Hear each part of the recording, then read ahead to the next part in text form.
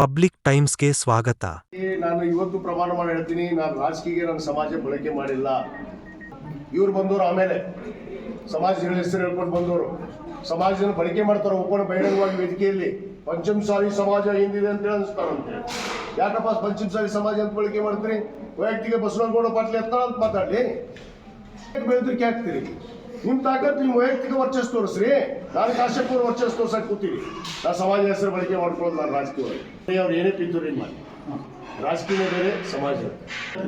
ಮುಂದೆ ತಾಯಿ ಮೇಲೆ ಹಾನಿ ಮಾಡಿದಾಗ ತಾಯಿ ಮೇಲೆ ಹಾನಿ ಮಾಡಿ ನಾವು ಮೋಸ ಮಾಡೋದಪ್ಪ ನಡಿ ಅಂತೇಳಿ ಮೋಸ ಮಾಡಿರ್ತಾರೆ.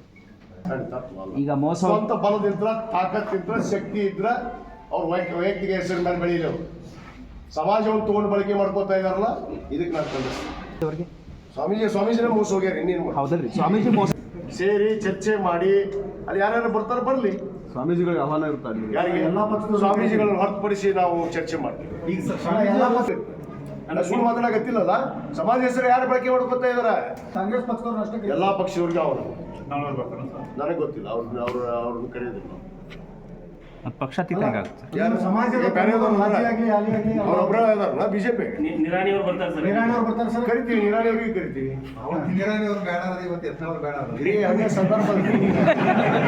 ನಾನು ಇವತ್ತು ಪ್ರಮಾಣ ಮಾಡಿ ಹೇಳ್ತೀನಿ, ನಾನು ರಾಜಕೀಯ ನನ್ನ ಸಮಾಜ ಬಳಕೆ ಮಾಡಿಲ್ಲ.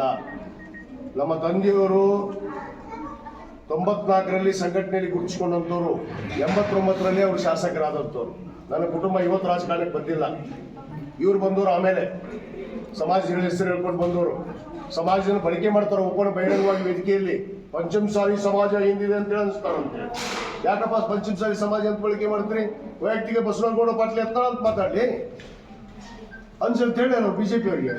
ಪಂಚಮಸಾಲಿ ಸಮಾಜ ಇದೆ, ಸಂತ ಸಮಾಜ ಇದೆ. ಯಾಕೆ ಇದನ್ನ ಯಾಕೆ ಬೆಳೆದ್ರಿಕೆ ಆಗ್ತೀರಿ? ನಿಮ್ಮ ತಾಕತ್ತು ನಿಮ್ಮ ವೈಯಕ್ತಿಕ ವರ್ಚಸ್ ತೋರಿಸ್ರಿ. ನಾನು ಕಾಶ್ಯಪುರ ವರ್ಚಸ್ ತೋರ್ಸಕ್ಕೆ ಕೂತೀರಿ. ನಾನು ಸಮಾಜ ಹೆಸರು ಬಳಕೆ ಮಾಡ್ಕೊಳ್ಳೋದು ನಾನು ರಾಜಕೀಯ. ಇದು ಮಾತ್ರ ಸತ್ಯ. ಎಲ್ಲೋ ಒಂದ್ ಕಡೆ ಸದ್ಯ ಏನಾಗುತ್ತೆ ಅಂತಂದ್ರೆ, ಸರ್ಕಾರ ನಿಮಗೆ ಮುಂದೆ ಬರ್ತಕ್ಕಂಥ ಏನು ಈಗ ಮಂತ್ರಿ ಮಂಡಲ ಒಂದು ಏನು ಮಾಡ್ತಾರೆ,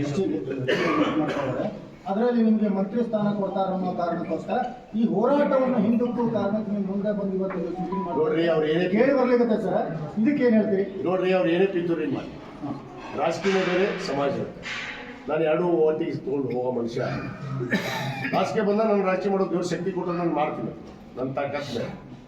ಸಮಾಜ ಅನ್ನೋದು ಬಂದಾಗ ನಾನು ಪಕ್ಷಾತೀತ ಹೋರಾಟಕ್ಕೆ ಯಾಕೆ ಸಜ್ಜಾಗಿದ್ದೆ ಹೇಳಿ? ನಾನು ಒಂದು ಪಕ್ಷದಲ್ಲಿ ಗುಡ್ಸ್ಕೊಂಡಿದ್ದಲ್ಲ. ಸಮಾಜ ಬಂದಾಗ ಅದು ಸರಿಯಲ್ಲ.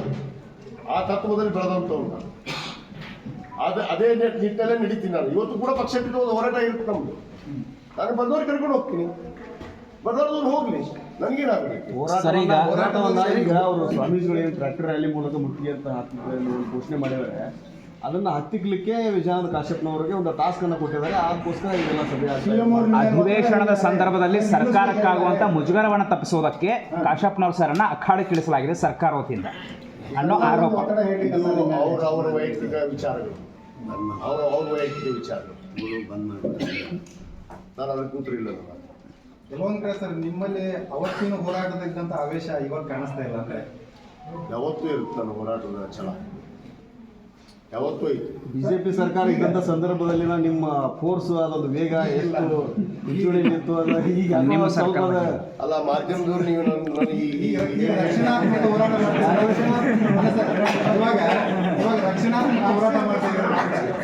ನೋಡ್ರಿ, ಒಂದು ಕಳೆದ ಸಾರಿ ಕೂಡ ಏನಾಯ್ತು ಸತ್ಯಾಸತ್ಯತೆ ಅಲ್ಲಿ ಕೂಡ ಮೋಸ ಆಯ್ತು ಅಂತ ನಾವು ಮಾತಾಡ್ತೀವಿ.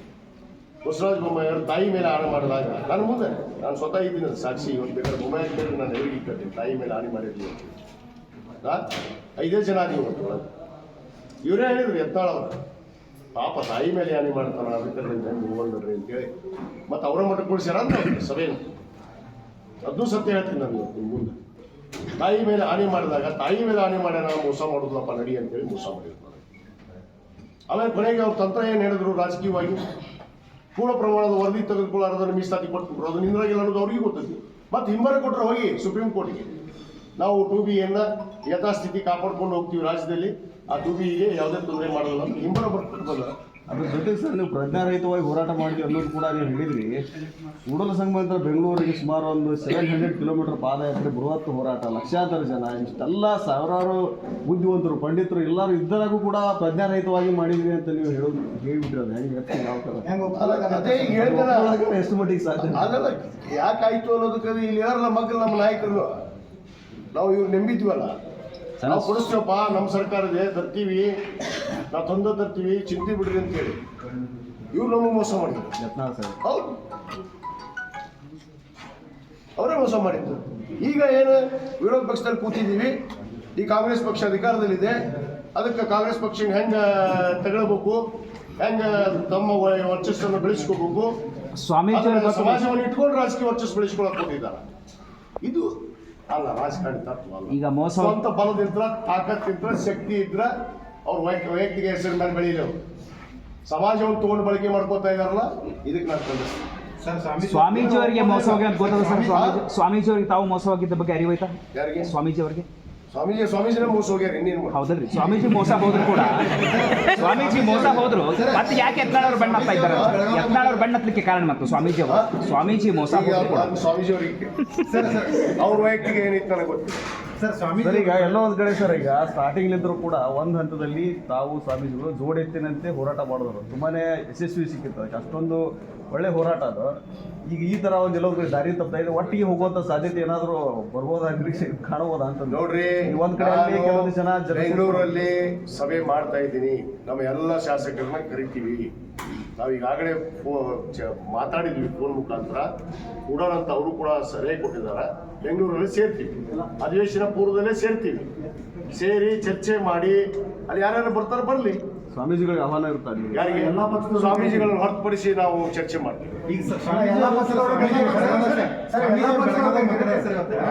ಯಾವುದೇ ಕಾರಣಕ್ಕೂ ಸರ್ಕಾರ ಏನೇ ಷಡ್ಯಂತ್ರ ಮಾಡ್ಲಿ, ಕುತಂತ್ರ ಮಾಡ್ಲಿ, ನಮ್ಮ ಟ್ರ್ಯಾಕ್ಟರ್ ನಿಲ್ಲಿಸಕ್ಕೆ ಅವ್ರ ಕಡೆಯಿಂದ ಆಗೋದಿಲ್ಲ ಅನ್ನುವಂತ ಅದು ಪಕ್ಷಕ್ಕೆ ಒಂದು ಸೀಮಿತವಾದ ಹೋರಾಟ ಆಗತ್ತೆ ರೀ. ನಾನೇನ್ ಮಾಡಲಿ, ಪಕ್ಷಾತೀತವಾದ ಹೋರಾಟ ಆಗೋದಿಲ್ಲ. ಜನರು ನೋಡಕತ್ತಾರ, ಇನ್ನು ರಾಜ್ಯಾದ್ಯಂತ ನೋಡಕತ್ತಾರ, ಅವ್ರ ಮಾತುಗಳನ್ನು ಕೇಳಕತ್ತಾರ. ನಾ ಹೇಳಿದ್ದೇನು ಸುಳ್ಳಿದ್ರು ನಮ್ಮ ಸಮಾಜ ಒಪ್ಕೊಳ್ಳಿತ್ತು. ಸುಳ್ಳು ಮಾತಾಡಕತ್ತಿಲ್ಲಲ್ಲ, ಸಮಾಜ ಹೆಸರು ಯಾರು ಬಳಕೆ ಮಾಡ್ಕೊತಾ ಇದಾರ? ಯಾರು ಬಳಕೆ ಮಾಡ್ಕೊತಾ ಇದಾರ? ಅಲ್ಲ, ಈಗ ಯತ್ನಾಳ್ ಅವ್ರ ಜೊತೆ ಅವ್ರು ಕಾಣಿಸ್ಕೊಂಡ ತಕ್ಷಣ ಪಕ್ಷಕ್ಕೆ ಸೀಮಿತ ಅಂತ ಅಲ್ರಿ. ತಡ್ರಿ, ಈಗ ನೀವು ಹೇಳ್ತೀನಿ, ಈಗ ಎಷ್ಟು ಜಿಲ್ಲೆಗಳಿಗೆ ಹೋಗಿದಾರೆ, ಯಾರ್ಯಾರು ಹೋಗಿದಾರೆ, ನಮ್ಮ ಪಕ್ಷದ ಶಾಸಕರು ಎಷ್ಟು ಜನ ಹೋಗಿದಾರೆ ನೋಡ್ರಿ. ಇವ್ರು ಎಷ್ಟು ಜಿಲ್ಲಾ ಪ್ರವಾಸ ಮಾಡಕತ್ತಾರಲ್ಲ, ಈಗ ಯಾರು ಹೋಗಿದಾರ? ನನ್ನ ರಾಷ್ಟ್ರೀಯ ಅಧ್ಯಕ್ಷರಾದವನಿಗೆ ಗಮನಕ್ಕೆ ಇಲ್ಲ. ಸರ್, ಈಗ ನಾಳೆ ಮೀಟಿಂಗ್ ನೋಡ್ತೀನಿ, ಬೆಂಗಳೂರು ಐತಿಲ್ಲ, ಎಲ್ಲಾ ಪಕ್ಷದವ್ರನ್ನ ಕರಿತೀರೋ ನಿಮ್ಮ ಕಾಂಗ್ರೆಸ್ ಪಕ್ಷದವ್ರನ್ನ ಅಷ್ಟೇ? ಎಲ್ಲಾ ಪಕ್ಷದವ್ರಿಗೆ ಅವರು ನನಗೆ ಗೊತ್ತಿಲ್ಲ, ಅವ್ರನ್ನ ಕರೆಯೋದಿಲ್ಲ. ಪಕ್ಷಾತೀತ ಹೆಂಗಾಗುತ್ತೆ? ಅವರೊಬ್ಬರ ಇದಾರಲ್ಲ ಬಿಜೆಪಿ. ನಿರಾಣಿ ಅವರು ಬರ್ತಾರೆ ಸರ್. ನಿರಾಣಿಯವ್ರು ಬರ್ತಾರೆ ಸರ್? ಕರಿತೀವಿ, ನಿರಾಣಿ ಅವ್ರಿಗೆ ಕರಿತೀವಿ. ನಿರಾಣಿಯವ್ರು ಬೇಡ, ಇವತ್ತು ಯತ್ನಾಳ್ ಬೇಡ. ಹಿರಿಯ ಹಂಗೆ ಸಂದರ್ಭ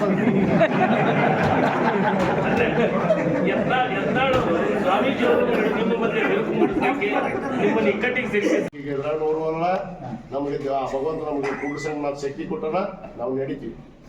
ಈ ಸರ್ಕಾರದಲ್ಲಿ ನಿಮಗೆ ಸಚಿವ ಸ್ಥಾನ ಸಿಗುವ ನಿರೀಕ್ಷೆ ನೋಡೋಣ. ಅದು ನಮ್ಮ ಹೈಕಮಾಂಡ್ ಇದೆ, ನಮ್ಮ ಮುಖ್ಯಮಂತ್ರಿಗಳಿದ್ದಾರೆ, ಉಪಮುಖ್ಯಮಂತ್ರಿಗಳಿದ್ದಾರೆ, ಅವ್ರಿಗೆ ಅವಕಾಶ ಕೊಟ್ಟರೆ ನಾವು ಮಾಡ್ತೀವಿ. ಅಲ್ಲಿ ಈ ಬಗ್ಗೆ ಏನಾದ್ರು ಚರ್ಚೆ ಆಗಿದೆ ಸರ್? ಯಾರಲ್ಲಿ ದೊಡ್ಡ ಮಟ್ಟದ ಸಭೆ ಮಾಡಿದ್ರು ಹೇಳಕತ್ತೀವಿ. ನಿಮ್ಮ ಬಾಯಾರಿಕೆಯಿಂದ ಸಿಕ್ಕರು ನೋಡೋಣ.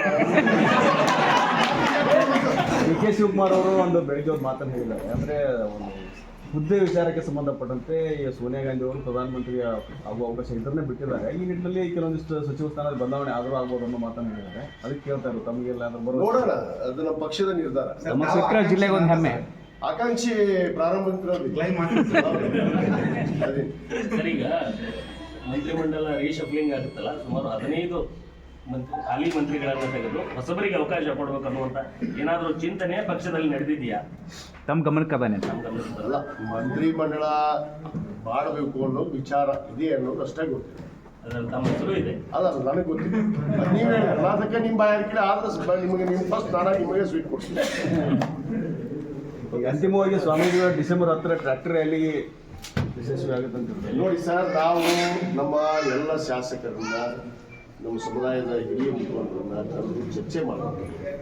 ಅಲ್ಲಿ ಏನು ನಿರ್ಧಾರ ಆಗುತ್ತೆ ಅದ್ರ ಮೇಲೆ ನಾವು ಮುಂದಿನ ನಿರ್ಧಾರ. ಆದರೆ ಹೋರಾಟ ಯಾವುದೇ ಕಾರಣಕ್ಕೂ ನಿಲ್ಲಲ್ಲ. ಇದು ನಾನೊಬ್ಬ ರಾಷ್ಟ್ರೀಯ ಅಧ್ಯಕ್ಷನಾಗಿ ಸಮಾಜದಲ್ಲಿ ಜನಿಸಿದ್ದೀನಿ.